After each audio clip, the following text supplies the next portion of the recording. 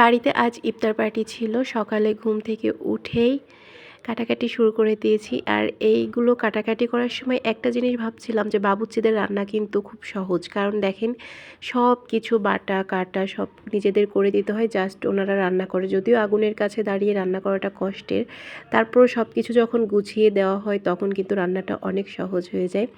এদিকে ডেকোরেটরের লোকগুলো চেয়ার টেবিলও সাজিয়ে নিয়েছে আর বাবুর্চি রান্না শুরু করে দিয়েছে। এখানে রোস্ট রান্নার জন্য রোস্টটা ডিপ ফ্রাই করা হচ্ছে। আজকের রোস্টটা ঝাল রোস্ট করা হবে।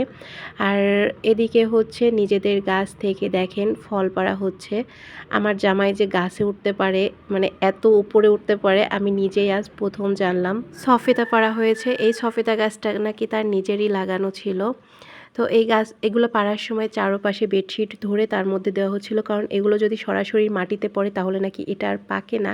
মানে এই ফলটা আমি নিজেও জীবনে খুব কম খেয়েছি, তাই খুব বেশি জানি না। এরপর দেখুন তেঁতুল গাছের মাথায় উঠেছে, তাকে দেখাও যাচ্ছে না, এত উপরে উঠেছে, কারণ বাচ্চারা বায়না ধরেছে তারা পাকা তেঁতুলগুলো খাবে। আর এই দেখুন পুকুরের অবস্থা। গত মাসে এসে কিন্তু এই পুকুর থেকে মাছ ধরার একটা ভিডিও শেয়ার করেছিলাম আপনাদের সাথে।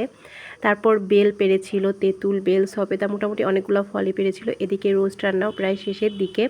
আর এই রোস্টের রেসিপি কিন্তু আমি গতকাল তোমাদের সাথে শেয়ার করেছি। বাবুর্চির রান্না সরাসরি রেসিপিটাই শেয়ার করেছি, চাইলে তোমরা দেখে নিতে পারো।